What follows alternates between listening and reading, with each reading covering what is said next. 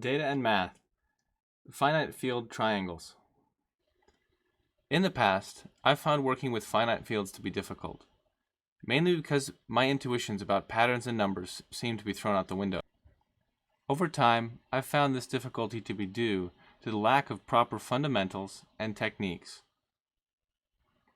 The concepts and techniques that we've learned thus far in this video series will allow us to explore finite fields with ease.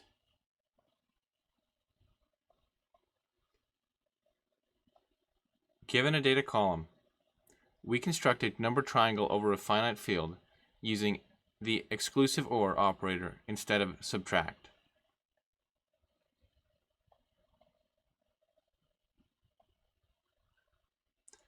We extend functions as we would, normally, outside of a finite field by repeating the furthest most column. We then compute columns from right to left, filling in the blanks. In this case, addition is also exclusive OR. There is a finite field calculator at math.d8data.io named the Finite Field app. I use this to double check all my math. We can see in this example that, due to the limitations of the exclusive OR operator, our function repeats almost immediately. It's always useful to look at a problem abstractly. Let's do that here. The exclusive OR operator has the property that when a number is added or subtracted to itself, it cancels itself out. We can see that plainly in this diagram. Where we'd expect a deepening complexity, we find that this property has limited the complexity and caused our function to repeat almost immediately. Let's attempt to create a polynomial function in this finite field that, when iterated, expresses our data column. Thanks to our previous efforts, we have a blueprint to follow. The first step to converting a data column to a polynomial is to generate a power table. If we define our powers in this finite field as repeated multiplication, we get something like this. Unfortunately, this doesn't produce a matrix that has a solution. But why not? What went wrong?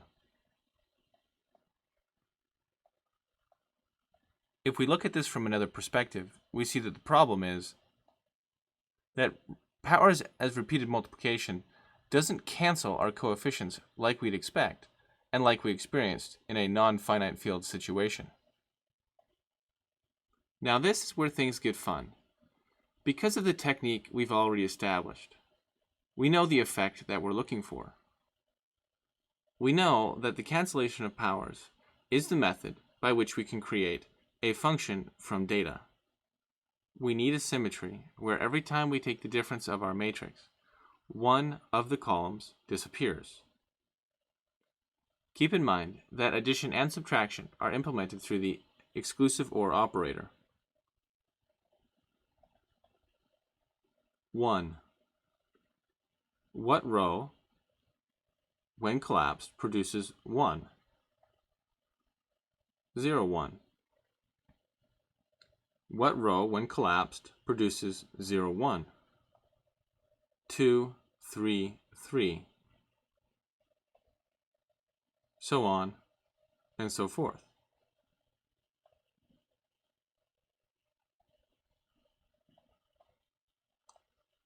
When we construct a matrix that follows this pattern, it will have the property that we need. It will collapse in such a way that one column is reduced per differentiation.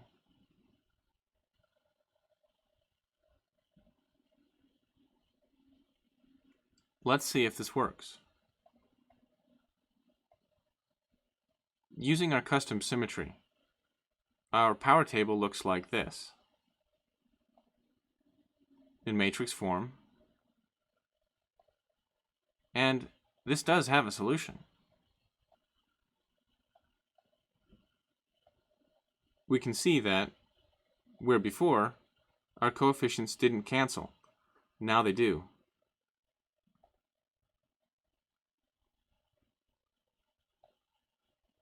Using this symmetry, we can follow the same pattern that we used previously in a non-finite field setting to construct a function.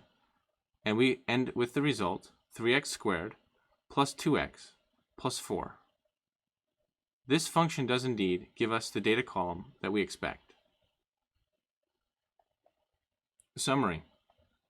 We can construct polynomial functions for data in a finite field, but we have to adjust our field's powers to match the effect that we need.